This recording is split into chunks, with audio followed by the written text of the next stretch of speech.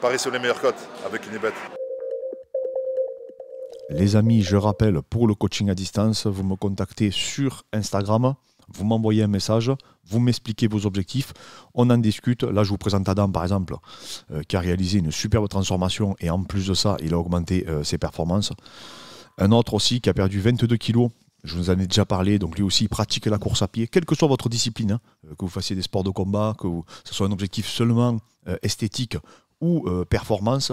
Vous m'envoyez un message sur Instagram, on en discute ensemble et on met ça en place pour vous faire atteindre votre objectif. Salut les amis, j'espère que vous allez bien. Aujourd'hui on se retrouve avec le seul et l'unique Fred FMC. Comment tu vas, Fred? Impeccable. Bon les amis, on va tourner la FAQ, on va aborder pas mal de sujets. On va aborder aussi la suite pour Benoît Saint-Denis, parce qu'on a beaucoup de questions qui reviennent sur ça. C'est quoi la suite, hein, effectivement, hein. Et on va parler aussi des muscles de la mâchoire. On va parler un peu de tout. On va parler un peu de tout. Bon, je commence. Mais du coup, par les muscles de la mâchoire, on me dit, est-ce que c'est une bonne idée ou est-ce que c'est possible aussi de développer les muscles de sa mâchoire? Alors, il faut savoir que, tu sais, il y a des outils. Je ne sais pas si tu as vu, mais il y a certains powerlifters, etc., qui utilisent des outils comme des jarres de gomme, des jarres de coussins. Je l'avais déjà vu, ça. Hein, travailler, les mecs qui travaillent le cou, etc. Tu sais, les mecs qui tirent avec la bouche les camions, etc. Comme l'homme le plus fort du monde. Ouais, c'est ça. Et en fait, c'est des outils qui sont relativement connus. Donc, ça sollicite le masséter et le muscle temporal, il me semble. Le nom. Donc, principalement. Et aussi, il travaille, je ne sais plus exactement comment ça s'appelle, mais un muscle aussi qui permet d'avaler, mais aussi de pousser la langue, etc. Tu vois, parce qu'en fait, j'ai lu une étude, du coup, parce que ça m'a intéressé, et j'ai lu une étude qu'ils avaient testé, je vous la mettais dans le club des balaises, ils avaient testé du coup sur des personnes de tout âge s'ils pouvaient prendre de la force de la langue, de la mâchoire, en fait, du coup, quand ils marchent, etc. Et ils ont eu des super résultats en 8 semaines. Donc les mecs s'étaient transformés en requins. Et après, j'exagère à peine, quoi. Au niveau transférabilité, ça sert à quoi après pour le... pour les sports de combat, on va dire. Tu peux te dire que peut-être effectivement, si tu serres un peu plus ton protège-dents, je sais pas, est-ce que ça peut avoir une petite incidence, quelques pourcents sur la capacité à encaisser? C'est peut-être possible. Hein, ouais, je sais pas. Franchement, peut-être là, que si tu serres bien la mâchoire et que le mec essaie de t'étrangler, effectivement, si tu as plus de force, peut-être que tu pourras mieux résister. Hein. Ouais, peut-être qu'il y a une corrélation. Et... Avec le coup, parce qu'en général, ils font une synergie. Ils font pas que la mâchoire. Ouais. Parce que c'est des personnes de défi. Ils vont tordre des trucs, tu vois. Du coup, après, à travers cette question, c'est pour ça que j'aime beaucoup le format FAQ. Chaque fois, ça me permet de me documenter sur des sujets. Et après, je tombe sur des mecs qui font des épreuves de cirque, des mecs qui font un peu de tout ça. Et en fait, tu vois leur préparation. Tu as des mecs je suis tombé sur un homme fort américain. Lui, il prenait des fers à cheval, il mettait de la mousse, tu vois. Et hop, il essayait de le tordre, tu vois. En fait, son truc, c'était de les tordre à main nue ou tordre avec la tête. Enfin, tu vois, ils ont plein de systèmes, tu sais. Il y en a un qui mettait dans son cou, pareil, il cassait des trucs. Il y a des tests, il y a des trucs de fou. Hein. Et là, du coup, ça te permet, effectivement, il y a des études qui prouvent que tu pourrais le développer. Et surtout la langue, apparemment, on a une force de ouf. C'est un des muscles, c'est quasiment les 3 muscles les plus puissants du corps humain. Ok. Ouais. Le troisième, je ne me rappelle plus de son nom. Hyoïde, ça s'appelle. Je ne me rappelle plus exactement. Parce que le problème, c'est que quand tu lis les études, c'est souvent écrit en latin. Ou en anglais, et tu sais que maintenant ça a changé aussi les appellations. Il y a quand même pas mal d'appellations qui ont changé ces dernières années, les noms des muscles. Donc aussi des fois ça t'induit un peu en erreur, et là pour le coup je ne m'en souviens pas. Donc je pense que ça pourrait être pertinent de le bosser. Bah, après, est-ce que tu vas y penser tout le temps est-ce que parce que effectivement, le temps aussi de le faire. Et effectivement, tu pourrais te dire que la mastication, ça devrait suffire. Et alors pourquoi aussi ça a été popularisé? Parce qu'il y a des gens qui pensaient qu'ils allaient avoir une mâchoire carrée. Ouais.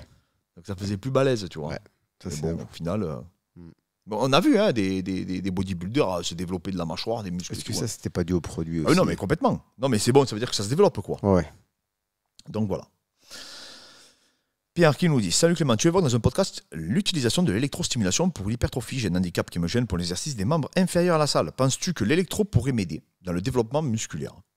Ah, c'est bien pour toi ça, parce que tu es fan de l'électro. Si oui, quel type de matériel conseilles-tu, s'il te plaît? Alors, le type de matériel, je suis en train de voir avec Compex qui nous fasse une promo pour la communauté des balaises. Ça fait quelques mois que je suis en négociation avec eux. Ah, parce que Compex, il y a plusieurs gammes.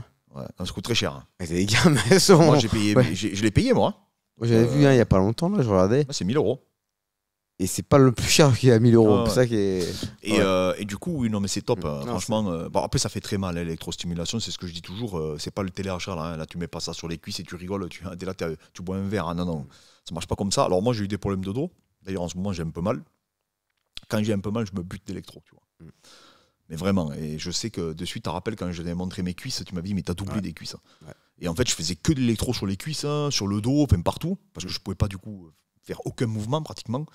Et c'est vrai que moi je trouve que c'est. Mais par contre, voilà, il faut supporter la douleur. Moi, tu le sais, hein, j'ai un protège-dents, je mets une serviette. Hein. Ouais, c'est pas électro en mode, comme tu dis, en regardant la télé. Ah non, non, non, non, non. C'est l'électro. En fait, c'est une vraie séance, là. Non, non, c'est l'électro, ça dure pas longtemps, mais ça fait très mal. Hein. Ça fait très, très mal. Et après, c'est logique. Hein. Tu as une logique physiologique qui fait que c'est normal que le corps crée des adaptations. Ouais. Parce que ça, tu sens que ton muscle est recruté. Alors, il y a beaucoup de.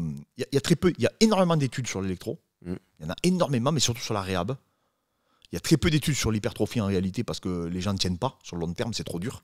Et puis, tu peux pas philosophiquement imposer ça à des gens, ça fait trop mal. Ouais. Tu vas pas dire. Hein. Voilà, tu tortures. Hein. Enfin, je te dis, moi, je te les mets, je te fais faire un saut périlleux. Hein. Ah ouais, donc, comme ça, voilà. Après, moi, il faut savoir une chose, que j'ai toujours fait de l'électro, mais je faisais du spécifique à côté. Hein, donc, j'ai jamais fait. Il n'y a que la fois où je me suis blessé au dos que j'ai fait que de l'électro. Et d'ailleurs, quand tu m'as vu, tu m'as dit, mais attends, tu me dis, ça fait 3 semaines, tu peux pas t'entraîner, que t'es cloué au lit. Mais t'as pas bougé. Mais oui, parce que je me butais. Je mettais de l'électro au pec, aux épaules, aux bras, aux avant-bras, sur les cuisses. Je me tuais, tu vois. Et en fait, tu recrutes beaucoup plus que ce que tu pourrais faire volontairement. Par contre, comme je te dis, ça fait mal. Et après, donc, pour revenir à ce que je disais, j'ai jamais fait l'électrostimulation hors spécifique. C'est-à-dire, j'ai toujours pratiqué la prépa physique à côté. Ou la lutte, ou le sol, ou la boxe. Donc, j'ai pas de retour, en fait, sur que ça. Pratiquer, enfin, il faudrait mettre l'électro sur quelqu'un qui ne fait que ça. Ouais, mais tu pourrais pas. Alors, tu le vois en réhab que ça fonctionne très très bien pour les gens qui ont eu des graves accidents de la route, etc. En général, les études, c'est ça hein, que tu trouves. Des gens qui ont été gravement accidentés, font de la rééducation, ça marche super bien. C'est une dinguerie les résultats qu'ils obtiennent. Mais par contre, effectivement, pour l'hypertrophie, un mec qui se dit je vais devenir balèze en faisant de l'électrostimulation, mais tu vas pas en trouver. Hein. Non. Parce que ça te viendrait même pas l'idée. Après, oui, comme je te dis, tu sais que tu peux recruter plus, mais ça fait super. Et je te dis, le plus gros inconvénient de l'électrostimulation, je l'ai toujours dit, c'est la douleur. C'est pour ça qu'il y a beaucoup de gens qui disent que tu n'y arriveras pas à long terme. Parce que ça fait trop mal. Oui, tu vas le faire une semaine ou deux parce que c'est nouveau et après, au bout d'un moment. Voilà. Donc après, par contre, c'est un outil, effectivement, que si toi, tu as un handicap, ou vous qui nous écoutez, vous avez un handicap, vous avez une problématique, vous avez mal à l'épaule, mais vous voulez pas. Mais l'électro, ça peut être vraiment une super solution. Et alors après, par contre, si vous revenez de blessure, pour la récupération, vraiment, c'est un super outil. Il y a beaucoup d'études aussi avec les protocoles de. Parce que et pour la récup, c'est moins douloureux. Ça n'a rien à voir. La récup, ça fait comme un petit massage. Donc là, par contre, effectivement, tu as énormément de protocoles de récupération. J'avais lu un papier, ça devait être en 2018, je crois, qui disait, entre les séries, ils se mettaient un peu d'électrostimulation et récupéraient plus vite les mecs par rapport à un autre groupe contrôle. Ah, c'est logique. Tu vois. Donc, non, c'est vachement pertinent. Après, il faut avoir l'utilité. Toi, en l'occurrence, je pense que ça peut vraiment t'aider. Si, admettons, tu ne peux pas plier la jambe quasiment, après, c'est très difficile hein, parce que du coup, tu as cet handicap. Et tu vois, moi, que je suis sujet à avoir mal au dos, quand je veux vraiment buter, par exemple, mes ischios, mes cuisses, etc., ou les lombaires, hein, tu vois, je peux m'envoyer. Ou même quelqu'un qui peut bouger, mais qui a du mal à recruter son point faible. Alors, c'est beaucoup utilisé pour les points faibles, par contre, souvent en général aussi. Parce que comme tu n'arrives pas à le solliciter, le fait, admettons, de mettre l'électro sur le haut des pecs, contraction involontaire. Et le lendemain, tu vas voir que tu as vraiment mal en haut des pecs. Tu as des douleurs que tu n'as jamais ressenties. Donc voilà, c'est un super outil. Hein, c'est utilisé depuis des années. C'est un super outil. Alors, ça, c'est ça. On nous demande, Tom qui nous dit, tu penses quoi de la boxe française, Fred? Ça va. Ouais, alors pourquoi j'ai sélectionné cette question? Parce qu'il y a énormément de gens qui disent que Gomis, il a boxé Brito de façon un peu style à la boxe française. Même si ça se trouve, il a jamais fait de boxe française. Il a fait du Sanda. Sanda, ouais. Donc du coup, il a jamais. Mais Fernand est fan de boxe française. Ouais, Fernand, ouais. Et c'est beaucoup inspiré Fernand du style de c'est pas boxe française, c'est du karaté, Machida, du style de Machida, t'es touché sans être touché. Et donc pour revenir à Gomis, peut-être qu'il a jamais pratiqué la boxe française, mais c'est comme t'as des mecs au sol, ils ont jamais pratiqué la lutte à livrer, ils ont un style plus lutte à livrer, alors qu'ils n'en ont jamais fait, ils ont fait du JJB. T'as des mecs en ki qui vont avoir un style plus full contact que je sais pas que Muay Thai, alors qu'ils n'ont jamais pratiqué le full. il y a des formes de corps que tu as par nature. Et donc, pour revenir à la question de la boxe française, il y a des bons points à prendre, mais comme tous les sports. Comme il y a du bon à prendre dans le judo, comme il y a du bon à prendre je sais pas, dans le sambo, dans tout. Hein. Mais après, les bons trucs à prendre dans la boxe française, c'est que c'est pour les esquives, beaucoup. Ouais, la gestion de distance, Ouais. le travail en ligne aussi, ils sont extrêmement forts en ligne. Je te dis, j'en ai fait les frais. Mm. Le premier championnat de France de boxe que je fais quand j'avais 13 ans, ou 12 ans, je sais plus, c'était à Clé, à Grenoble. J'étais tombé sur un mec qui faisait de l'ABF. Ouais. Il m'avait mis une tannée, j'avais rien compris, mon pauvre. Ah, J'arrivais c'est dur à boxer. j'arrivais pas à le toucher. Ouais, c'est Moi, très je venais dur. de la taille. Mm. Je fonçais comme un ouf. Il me prenait en ligne. Bim, Ah, bim, tu viens de bim, la bim. taille, t'es habitué à un mec qui va accepter les coups, qui va Il me vouloir te mettait des remettre. chassés, il me stoppait dans les jambes, tu sais. Ouais, Comme il c'est- fait Jones, là. Ouais, ça c'est. Apparemment, ça vient de la. Lui, il l'a appris avec un prof de la BF. Qui Je faisait de la BF. ne suis pas étonné. Mm. Non, la boxe française, c'est une école exceptionnelle. Hein. C'est une Ouais. école exceptionnelle. De très grands Et- boxeurs français sortent de la boxe française. Mm. Ils sont très forts en anglaise en plus, parce qu'il y a beaucoup un travail d'anglaise. Des fouettés au plexus, un peu comme il fait Cyril Gane, là, tu sais. Ouais. Ils le Le font coup beaucoup, ça. atypique, ouais, en plus. Et tout ce qui est atypique, bah, c'est toujours très dur à lire. C'est très dur. Ce qui est bien, c'est qu'il y a une emphase sur les esquives, parce que t'as pas le droit de bloquer, donc du coup, bah, tu es obligé d'esquiver. T'as pas le droit de bloquer les kicks. Donc c'est pas rien à voir avec le mouet. Et ce qui est bien aussi, moi je trouve, Ils sont beaucoup sur les déplacements. ouais. Et aussi, comme t'as pas c'est beaucoup de la touche, enfin, c'est de l'escrime. Du coup, ça fait comprendre aux gens qu'il n'y a pas que le coup fort qui est important. Tu vois, souvent quand je vois des jeunes en MMA qui débutent, ils veulent arracher des têtes, chaque coup il est pour tuer, ils ont du mal à comprendre que pas tous les coups Oui, ils peuvent tomber. voilà, exactement. Alors Et que là, pas- tu marques tes points. alors là, tu marques tes points, t'apprends à mettre tes points. Et ça, j'ai du mal parfois à les faire comprendre à des jeunes ou même à même des mecs assez expérimentés. Hein.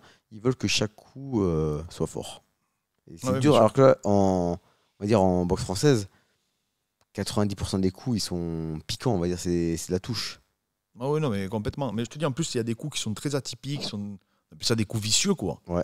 Tu sais, leurs coups de pied retournés aussi qui font, là, bizarre, Ouais, un peu, le talon. beaucoup, tu sais, beaucoup avec les orteils, avec les talons, avec Ouais, très peu avec les tibias, hein. Enfin même pas avec les tibias. Hein. Ouais, les fouettés qu'ils font et tout. Non, franchement, Mm. c'est. Bon, en plus, ils ont des genres de chaussures et tout. C'est très Ouais. particulier, la BF. Hein. Ils Ouais. sont très tous les mecs que j'ai rencontrés qui faisaient la BF, je les ai toujours trouvés super techniques Mm.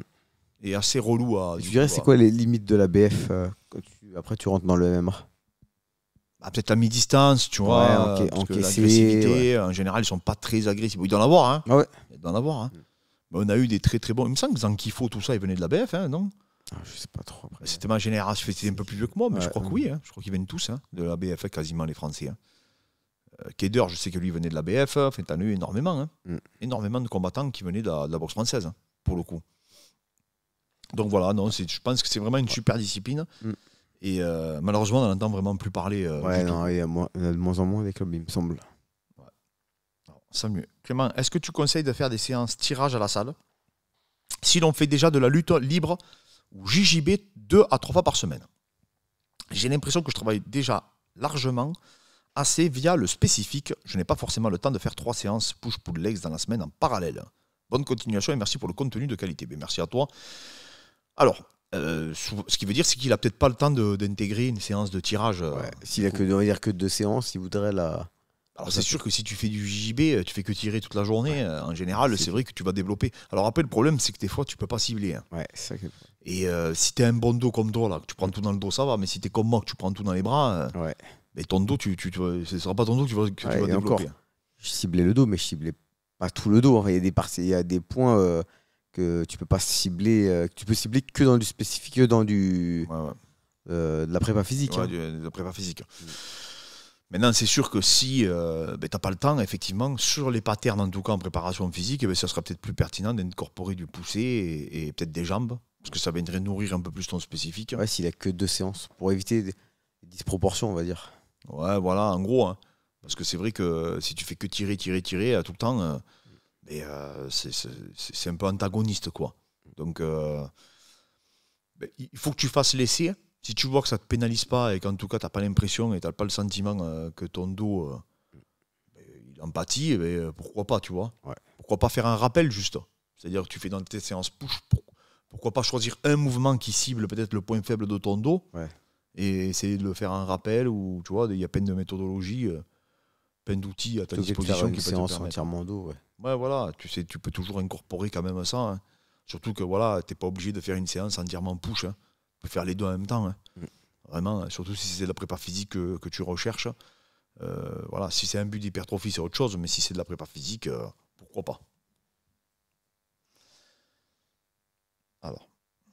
Alors, Kuma Fabou qui nous dit: question pour la prochaine FAQ. Salut les balèzes. Je suis entraîneur de karaté Kyokushin au Japon. Problème, presque tous mes compétiteurs sont des petits gabarits. Ce qui pose problème pour les événements majeurs qui sont sans catégorie de poids. Sur quoi faut-il mieux se focaliser pour une prise de poids? L'apport protéique ou calorique? Merci encore pour toutes ces excellentes vidéos. Je savais pas qu'il n'y a pas des compétitions sans Ouais, poids en Kyokushin. Au Japon, je suis pas étonné, mec. Il faisait affronter Minoa contre, C'est vrai, oui. contre André le The Giant. Ouais, il y mon gars. avait Zuluzino contre Fedor. Non, ils sont plus à ça près, on va dire. C'était n'importe quoi, mais non, je suis pas étonné Ouais, qu'il y ait c'est des vrai. absolus. C'est impressionnant qu'il soit coach au Japon. De Ah, Kyokushin. c'est beau, c'est super marrant. Hein. Ouais. Ça serait bien qu'un jour tu interviennes sur la chaîne, qu'on en discute. Ah ouais. Et d'accord, mais alors toi tu dis en fait ce qu'il faut prendre en considération c'est quoi? C'est l'apport protéique ou l'apport calorique? Ben, déjà j'ai envie de te dire les deux. Tu peux pas déjà dissocier les deux en réalité. Parce que si tu augmentes tes protéines, tu vas avoir un apport calorique qui va être supérieur. Je te parle par rapport à ta diète. Hein. Si tu touches rien d'autre, que ce soit les lipides et les glucides. Hein. Si tu rajoutes en plus de protéines, ben, effectivement ça va te monter en calories. Donc moi ce que je recommande toujours, c'est qu'en général quand tu montes les calories, c'est de le faire de façon équilibrée et bien répartir sur tous les macronutriments. Maintenant, c'est sûr que plus tu vas mettre... Alors, il y a quand même une limite à ça. C'est-à-dire qu'il faut quand même mettre en priorité, avoir En fait, ce qu'il faut toujours observer, c'est est-ce que tu as toujours suffisamment de protéines. C'est ça qui est très important. Ciao, mon Laïd. Il y a Laïd avec nous là-bas. Il faut déjà regarder si tu as suffisamment de protéines. Surtout que si tu veux te développer pour prendre du poids. Ça, c'est vraiment quelque chose qui est indispensable à comprendre. On vous fera une vidéo, on vous expliquera les apports optimaux en protéines par rapport aux dernières études scientifiques. Parce que j'en ai lu une dernière là, il n'y a pas très longtemps, et on vous expliquera aussi, il y a l'apport entre guillemets théorique et l'apport réel en fait. Hein. On va te dire des fois dans un steak haché, sur 100 grammes de steak haché, il y a 25 grammes de protéines, j'ai une bêtise. En réalité, ils se sont aperçus avec des tests que c'était pas comme ça. Enfin, ça fonctionnait pas comme ça quoi. C'était pour un ordre d'idée au plus. Ouais, voilà, c'était pour un ordre d'idée. Donc du coup, même sur le club de balèze, je vous partagerai le papier que je vous dis. Et c'est ce qui, voilà, il faut vraiment que tu aies cet apport protéine qui soit en adéquation avec vos objectifs. Et là, on vous fera carrément une vidéo sur ce qui est optimal, entre guillemets, pour l'hypertrophie. Après, ce qu'il faut que tu calcules aussi, ce que tu dis souvent, c'est la charge d'entraînement. Qu'est-ce qui dépense ces athlètes aussi? S'ils font 6 heures d'entraînement par jour, accès cardio... Ouais, c'est pas tu du peux tout manger pareil. ce que tu veux, entre guillemets. Ça n'a rien à voir avec quelqu'un qui resterait allongé sur son lit. Quoi. Ouais, voilà, tu peux monter légèrement en protéines et en glucides, ça va pas changer grand-chose. Donc, il faut voir aussi ce qu'ils dépensent tous les jours. Mais bon, voilà, priorité, s'il y avait un complément que tu dois consommer, surtout pour la construction musculaire, c'est la protéine. Hein. Et même à la rigueur, la protéine végétale. Parce qu'aujourd'hui, il y a un gros débat sur les peptides, les dipeptides, pardon. Et du coup, il n'y a pas réellement un débat, mais ça aussi, on en parlera, des chaînes des acides aminés. Parce qu'on entend tout et son contraire. Donc, non, mais c'est une très bonne question, parce que souvent, on s'adresse à nous. On a des gens, nous, dans le coaching, vraiment pour tout, que ce soit prise de masse, perte de poids, etc. Mais c'est vrai qu'en général, c'est plus facile, je trouve, de perdre du poids que d'en prendre. Ouais. Les gens ont du mal à le comprendre souvent, ça. Ouais. Pareil, il y a des mecs qui veulent prendre, mais en restant sec. Ou découper. Ouais, il veut être genre à 80, il fait 70 kilos, il est découpé, il veut être pareil à 80 kilos. Mec, ça marche pas comme ça, la vie. Alors t'as une génétique à la Stéphane Matala. Voilà, exactement. Non, mais il y a des mecs qui ont des génétiques qui sont exceptionnelles. Maintenant, si tu te voiles un petit peu, tout à fait normal. Pourquoi? Parce que tu vas avoir un apport glucidique qui va être supérieur. Plus de rétention d'eau, tout. Hein, voilà, et puis tout, même les lipides. Je lisais à la fois un papier où on te dit combien tu brûles de graisse par minute sur un footing. Et si je vous le dis, je vais démoraliser tous les membres de la chaîne. Donc, je n'en dirai pas plus, mais c'est terrible. Ouais. C'est insignifiant, les gars. Donc c'est pour ça que je vous dis, c'est même pas un gramme. Hein. On est même loin. Pour vous donner une idée. Hein. Par minute, je parle. Donc, ce qui est dérisoire. Quand tu vois ce que tu bouffes... enfin, bref. Même tu vois... le nombre de calories que tu brûles. Quand tu fais, je sais pas, un assaut bike pendant une demi-heure, 1 heure, et que tu vois une glace, combien c'est en calories, mais tu te dis, mais je mange 3 glaces, faut faire quoi? Alors Faut après, il y faire a ça. quand même ce que tu dépenses après hein, pour Oui. récupérer, etc. Bien sûr. Parce que ça aussi, il y a ce qui est théorique donc sur la pratique. Sur la pratique. Et Mais après, après, il y a le- sur le contexte aussi, effectivement. C'est ça qu'il y en a qui disent tu accélères, entre guillemets, ton métabolisme, c'est plus compliqué que ça. C'est pas, en fait, tu n'accélères pas ton métabolisme. C'est surtout qu'en fait, il y a une activité physiologique qui fait tu vas dépenser de l'énergie pour récupérer, Ouais. entre autres. Et pour créer des adaptations positives, si tu y arrives. souvent, tu vois, il y en a, ils se disent, j'ai dépensé tant de calories, j'ai fait du sport. Enfin, j'ai fait du sport, je peux mériter ça. Mais enfin, s'ils savaient le nombre de calories qu'ils ont brûlées, ils méritent pas grand-chose au final. Ça, c'est... Ah non, mais c'est terrible. Non, mais c'est On ne terrible. peut pas savoir même. C'est terrible. Mm. C'est injuste même. Hein. Ouais, c'est c'est dur. injuste. Donc voilà, la prise de poids, ça doit se faire de façon intelligente. Et Et tu penses que... Là, bah, je connais pas les différences de poids qu'il y a au Kyokushin, dans toutes catégories. Tu penses que c'est pertinent de faire de la prise de masse? ah, mais que- après, il y a prise de masse et prise de masse. Je pense quand même qu'ils doivent devoir se développer, les mecs, un petit peu. Ouais. Mais parce que toute catégorie, enfin, après, je connais pas trop les... Peut-être qu'il y a des limites de Ah, c'est poids. sûr que si c'est Michel, t'es Ah, ouais, exactement. Tu passes de 60 à 70 kilos, ça servira pas à grand chose. ouais, c'est vrai, c'est vrai. Donc voilà. Fred, on en vient à la question du coup de la FAQ. Quelle actualité? Ouais, la suite pour Benoît Saint-Denis. Alors, qu'est-ce que tu en penses, toi? Moi, comme je repensais à ce que tu avais dit avant-hier, 1 an d'arrêt. Tu avais raison. C'est pendant 1 an, tu récupères, tu te refais une santé, tu refais les ajustements que tu penses devoir faire pour évoluer, que ce soit dans le choix des sparring, dans le choix des entraînements. Et après, tu reviens au bout d'1 an. Je ne sais pas si c'est possible après avec l'UFC ou pas. Je ne sais pas comment ça marche en termes de management. Si l'UFC te laisse vraiment le choix. Et après, est-ce qu'il va pas bouillir, lui, chez lui, tourner en rond Ouais, aussi. C'est dur, Ouais. Fred, Ouais, de rester 1 an sans rien, sans combattre. Hein. ouais, c'est dur. Mais je pense que si tu es proche de lui, tu dois le stopper, tu dois le canaliser. C'est... Oui, parce que pendant 1 an, tu peux te construire, tu peux progresser, tu peux continuer à développer tes des activités, qualités, des qualités, même tes activités, ton contexte, Ouais. etc. Tu Alors peux que- revenir différent en 1 an. Voilà. Alors que s'il revient dans 3-4 mois, ou 5 mois, ou 6 mois, et qu'il repère, là, c'est la catastrophe. Moi, je suis d'accord. Là, c'est vraiment catastrophique. C'est-à-dire que là, limite, il peut être remercié. Oui, ouais, bah oui. Peut-être pas parce que comme c'est... Ah, Fred, s'ils voient qu'ils font R, ils ont remercié. Fred, Oui, je te si, dis franchement, ouais, ils ont ouais. remercié un mec qui est plus fort que Benoît, Qui? qui s'appelle Damir Usmagulov. Et je te dis, Fred, il est pas Je croyais que c'était lui qui avait arrêté. Non, mais Fred. Après, ils ont remercié Mokaev, tu vas me dire. Remercier Voilà. Mokaev. Qui a vaincu Non, non, et mais qui après, est numéro Mokaev, 5. non, mais Mokaev, c'est un Oui. truc. Ouais. Mais ils peuvent te remercier un mec s'ils voient vraiment, ils ont mis de l'espoir en toi, tu n'y arrives pas, ils peuvent lui dire, eh ben, écoute, Ouais, bien sûr. t'étais vaillant, mais ça suffit pas, mon gars, tu vois. Ouais, Il n'est après, pas américain. Je pense hein. pas qu'il... Je pense qu'il lui laissera encore une autre chance. Ah, Qui est je sais spectaculaire. pas. Ah, Fred, je sais pas. Mais...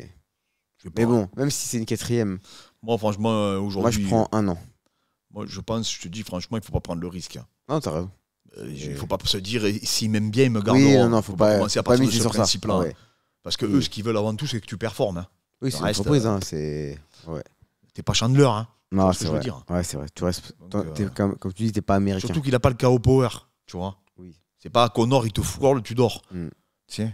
Ouais. Donc, non, là, à mon avis, non. Il faut qu'il se Et il a pas non reconstruise. plus eu un parcours à la Ferguson avec qui était devenu une légende. Ouais. Ferguson, il fait 12 victoires d'affilée contre les meilleurs combattants du monde. Ouais. Les meilleurs, je le redis bien, les meilleurs combattants de la planète. Les RDA et compagnie. Les Kevin Lee, tout ça, il avait gagné la ceinture et tout quand même, Ferguson. Il faut se rendre compte. Benoît, il a battu qu'un top 15 dans sa carrière. C'est vrai, voilà. Ouais. Donc, non, après, je te dis, autant il est monté vite, autant il faut prendre son temps. Ouais, maintenant, ouais. Il faut, voilà, je pense que c'est ce qu'il va faire, c'est des gens intelligents. Ouais.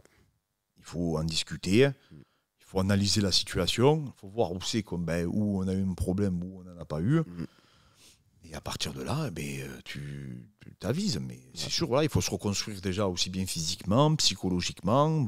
Ouais. Et Faire de la confiance, refaire du... du rythme, mais tranquille, refaire des nouveaux skills, des nouvelles compétences, améliorer, enfin, peaufiner déjà ce qu'il sait déjà bien faire, bah, l'améliorer. Et en un an, tu peux te réinventer, entre guillemets. On avait vu Ortega qui s'était fait détruire contre Max Holloway. Ortega a pris un an. Il a pris un an. Et il revient contre Coréen Zombie, masterclass. Ah oui, il fait un combat extraordinaire. Ouais. Donc, et en plus, il se fait détruire debout par Holloway et il revient masterclass debout contre Coréen Zombie. Ouais, et en plus, le truc qu'il y a. Mais alors après, il a perdu contre le monstre Max Holloway. Oui. C'est toujours ça le problème, en fait. Le problème, c'est que là où c'est plus dur pour Benoît, c'est qu'il a perdu contre un mec qui ne fera rien. Ouais, tu vois ce que je veux dire? Moïcano, il est gentil, il est bon, c'est un bon combattant. Moïcano, il a affronté Fiziev, il est resté inanimé. Je l'ai revu, ça c'est... il ne sera pas champion, il va pas Makachev. Hein. Ah non. Tu lui mets Poirier, Poirier le met sur une civière. Même je sais pas si non, mais je te dis, Moïcano, c'est un bon combattant. Mais c'est jamais un combattant qui a réussi contre les très bons combattants. Oui, c'est pas Poirier. Ouais. Voilà. Poirier, il est allé jusqu'à la ceinture quand même. Ouais. Tu vois 3 fois. Voilà. Donc, c'est pas la même chose. Contre Poirier, tu peux, comme je dis souvent, tu peux pas en vouloir de tomber contre Poirier. Non. Là, par contre, tu te fais prendre à ton propre jeu. C'est là où c'est dur psychologiquement. C'est-à-dire que tu te dis, là c'est compliqué. Ouais. Parce qu'il y a un mec que je sais au fond de moi qu'il ne sera jamais rien. Ouais. Il sera top 10 au mieux. Et peut-être il va faire 8e, tu vois. Ça dépend. C'est déjà bien. C'est déjà bien. C'est incroyable. Mais tu as perdu contre lui et tu as bien perdu. Donc c'est ça le souci. Donc revenir psychologiquement de ça. Surtout qu'avant, il avait quand même des grosses ambitions, Benoît. Il a toujours parlé de Makachev et tout. C'est pas un mec qui a dit, déjà, si je suis classé, c'est déjà pas mal. Donc c'est déjà, psychologiquement, tu prends un coup. Ouais, et puis, tu te fais oublier. Les gens parlent plus de toi. Tu as une pression supplémentaire en moins. Ouais, déjà, est-ce que ça, c'est un peu un plus, ça, d'ailleurs? Moi, je pense que c'est un plus. Je pense que c'est un plus. Je pense qu'au moins, il y aura moins d'attente sur lui. Il y aura moins d'attente. Et puis, les gens, voilà. Là, il pourra dire... Et moi, je te dis, je suis son manager, je demande un combat en carte préliminaire. Ouais. Dans un événement, tranquille. Ouais. Je dis, voilà, on se remet dans le game, tu vois. Ouais. Et pas à Paris. Non, pas en France. Moi, je reviens pas à Paris. Je reviens ailleurs. Ouais. Et par contre, le jour où je reviens à Paris, c'est que je reviens, mais en mode... je suis revenu, mais pour de vrai, quoi. Tu vois. Je reviendrai pas sur une défaite, par exemple. Pas là. Non. C'est-à-dire, pas dans un an à l'UFC Paris. Il faut des mecs qui reviennent un petit peu avant, s'ils doivent revenir. Ouais, je suis d'accord. Non, je suis d'accord. Et il se reconstruit. Il parle pas. Tu vois, pas besoin de reprendre le micro, de redire oui, maintenant, ça y est, je me suis reconstruit. Non, ça, c'est la pire chose que tu peux faire. Ouais. Tu dis, écoutez, je travaille maintenant, et vous inquiétez pas, je prouverai ce que j'ai à prouver. Ouais. Moi, je pense que c'est ce qu'il a de mieux à faire. Pareil, je pense aussi, ouais. Il a le caractère, il a, comme je te dis, il a les qualités physiques, il a énormément de qualités. Il faut juste qu'il se reconcentre. Un peu comme a fait Fares, hein, se reconcentrer, de sortir de toute cette pression que tout le monde lui a mis, et du coup de se focaliser sur sa progression technique, sa progression tactique, sa progression des psychologique. Des athlètes qui ont progressé, on en a vu plein. Fares, Nassourdine, ils ont eu des progressions. Tu te rappelles Nassourdine quand on l'a vu contre Buckley, et c'était il y a 2 ans. Et là, le Nassourdine qui bat Allen. La progression, elle est énorme. Ah, mais tu sais, en 1 an, hein, tu vois bien. Hein, en 1 an, le MMA a changé. Hein. Ouais. C'est pour ça que je dis toujours il faut faire preuve d'humilité. Parce que tu ne sais pas aujourd'hui ce que demain va être fait. Donc, il faut être cool. Il faut être très, très cool. Non, moi, je pense, comme tu as dit, 1 an, refaire un point, revoir ce qui n'a pas été. Après, ça. Et après, si ça passe, tant mieux, ça passe pas. Au moins, il ne peut pas s'en vouloir d'être revenu trop vite. Tu vois, après, tu peux toujours t'en vouloir si tu reviens et que tu perds, si tu reviens au bout de 3-4 mois. Il y aura toujours cette incertitude, mais est-ce que je suis pas revenu trop vite et tout? Alors que là, au moins, il aura fait le taf, ça passe, tant mieux, ça passe pas, tant pis. Hein. Oui, non, mais je te dis, moi, je suis comme toi aussi. Je pense qu'il faut laisser le temps au temps, il faut laisser le temps de récupérer. Il a été marqué, il a enchaîné les combats, il a enchaîné la pression. Ça a été une météorite. Hein.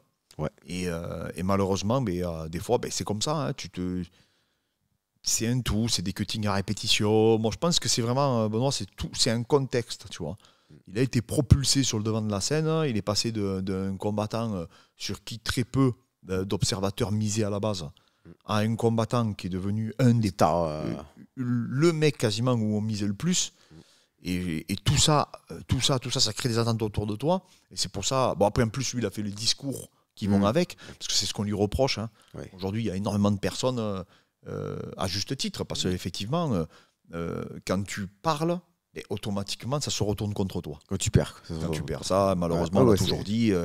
C'est pour ça que j'ai jamais été fan, moi, de trop parler. Parce que le jour où malheureusement tu perds, tu as vu, tout le monde te le ressort. Hein. Tu as parlé de Rabib, tu as parlé de lui, on lui fait que tout le monde y ressort. Tu as parlé de Maka, et à juste titre. Parce qu'ils t'ont rien demandé, eux. Tu vois. C'est pas eux qui l'ont piqué. Il a parlé d'Ousmane Nurmagomedov, mais sauf qu'Ousmane, Ousmane aujourd'hui, il est sur le toit du monde. Tu vois. Makachev, n'en parlons pas. Rabib, ce qu'il a fait, il n'a jamais saigné. Tu vois. Ouais, non, je suis d'accord. Non, mais quand moi, demain, je parle de Georges Saint-Pierre. T'as intérêt à avoir une carrière j'ai derrière. intérêt, il faut être Conor McGregor, tu vois. Et faire double champ, mettre le KO de l'année, du siècle limite contre José Aldo, enfin faire des trucs de ouf, quoi. Ouais, non, je suis d'accord. Parce que Sean O'Malley, il avait parlé de Conor, il a perdu, il s'est fait lyncher. Hein. Ouais. Ah oui, c'est vrai, exact. Ouais. Ils ont dit t'es le Conor McGregor de Wish. Hein. Ah ouais. Donc attention, c'est pour ça que je te dis, quand c'est à double tranchant de parler. Topuria a réussi. Il avait mis déjà le chiffre contre Volka de 15-0 ou je sais pas combien. Oui, ça, ouais. Mais s'il aurait perdu, il se serait fait éteindre. Je te certifie, mon gars, que... Après, c'est pour la ceinture, tu me diras, ça compte pas. Ouais. Après, s'il avait perdu, il serait fait lyncher, mais dans tous les cas, c'est commencé le... Et après, pareil, il y en avait un qui m'avait dit, oui, mais t'as vu, Cyril, il a su revenir. Mais les gars, Cyril, il a fait 5 rounds contre Ngannou, c'était super disputé. C'est pas les mêmes défaites. Et il a pas pris un coup. Et contre John, ça a duré 1 minute, il a pas pris un coup. Oui. Tu vois, il a pas de dégâts. Ouais. Il a eu aucun dégât, Cyril. Lui, psychologiquement, il s'est dit, bon, Cyril, en plus, comme il est, il s'est dit, oh, j'ai fait une erreur, je me suis fait avoir. Tu vois. Cyril, c'est contre les deux numéros 1 du. Enfin, là, c'était le numéro 1 du moment, le champion. Il fait 5 rounds comme un homme. C'est un des plus beaux, un des plus beaux combats pour la ceinture poids lourd qu'on ait jamais eu. C'était très serré. C'était quand même serré. Et un contre la légende John Jones. Le plus grand combattant de tous les temps. Cano, c'est pas la légende, c'est pas une légende. Hein. Non, il a même pas été champion. Ouais. Il a même pas été top 5. Top 5, ouais. Donc c'est sûr que c'est pas comparable, les gars. Il faut se rendre compte. C'est pas du tout comparable. Et surtout, il n'a pas eu de. D'ailleurs, Benoît l'avait dit. Il avait dit cette phrase de Cyril Gane, que la défaite allait lui apprendre. Je sais plus, je crois que c'était la défaite contre Francis Ngannou. Et il a dit, lui, il a appris en sortant sans prendre trop de dégâts. Et lui, il venait de perdre contre Eliseo. Et lui, il dit, moi, j'ai appris, mais en me prenant beaucoup de dégâts. Tu vois. C'est vrai. Et j'avais trouvé ça. Il avait dit ça avec beaucoup d'humilité, tu vois. Et je pense que voilà, il faut faire comme on dit, on le répète, mais si un jour ça vous arrive à votre niveau, ou dans votre vie, ou n'importe quoi, des fois, il faut faire le point. Il ne faut pas s'emballer. Il faut se dire, voilà, qu'est-ce que je fais? Il y a des hauts, il y a des bas. Comme je dis, après la pluie, il y a toujours le beau temps. Donc, à partir du moment que tu connais ce principe-là, tu sais que ton heure, elle viendra. Et si elle ne vient pas dans ce domaine-là, elle viendra peut-être dans d'autres choses. Et puis voilà. Mais tu seras allé au bout de toi-même. Comme tu dis, il est monté comme une météorite. Il aura eu ça comme une belle. Un beau moment. L'aventure humaine qu'il a vécue, lui, c'est extraordinaire. C'est fou, quand même. Pour raconter des choses. Madison Square Garden, combat contre Poirier le numéro 3. Enfin, c'est rien que ça. C'est oufissime. C'est oufissime. C'est beau, donc, hein, et en peu de temps. Donc, et c'est vrai que tu vois, il y en a beaucoup qui disent, ouais, quand tu montes vite, c'est vrai que c'est dangereux. Parce que souvent, quand tu montes vite, souvent, tu peux descendre très vite. Et c'est vrai que les mecs qui sont montés vite et qui sont restés, c'est très rare. Tu as peut-être un John Jones qui est monté comme une météorite, mais il n'y en a qu'un ou deux. Hein, c'est pas beaucoup. C'est très très dur. C'est très rare. Ouais, voilà, après je te dis. Prends le temps. Hein, après, il y en a qui disent oui, mais parce qu'il est parti de son entraîneur, etc. Après, ça les regarde. Hein. Oui, il y a un truc qu'on avait dit, nous, qu'on est d'accord. C'est vrai qu'effectivement, Daniel Warren, il a connu ces situations par le passé. Donc, il a déjà été confronté à des combats très très difficiles où ça allait pas dans son sens. Avec d'autres athlètes, hein, je parlais. Ouais. Donc, effectivement, on sait que Daniel, certainement, il n'aurait pas du tout paniqué. Non. Parce que c'est une situation, comme je te dis, qu'il a déjà vécu par le passé. C'est pas nouveau pour lui. D'ailleurs, c'est pour ça qu'on dit un entraîneur qui a de l'expérience dans n'importe quel sport, ça peut faire quand même une différence. Ouais. Tu vois, ça aussi, c'est quelque chose qu'il faut quand même signaler. Après, c'est une question de timing, c'est une question de contexte, c'est une question de tout. Effectivement, c'est pas toujours bien peut-être de changer d'entraîneur à un moment donné, mais des fois, tu n'as pas le choix. Je ne sais pas ce qui s'est passé entre eux. Mais voilà, après, c'est sûr que le timing, oui, tout est contre lui aujourd'hui. Ouais. Mais peut-être que demain, peut-être que demain, ça va revenir. Ouais. Donc voilà. Donc voilà, les amis. On vous remercie encore à tous pour la force. N'hésitez pas pour la prochaine FAQ à nous poser les questions du coup sous cette vidéo. Et on se dit à demain.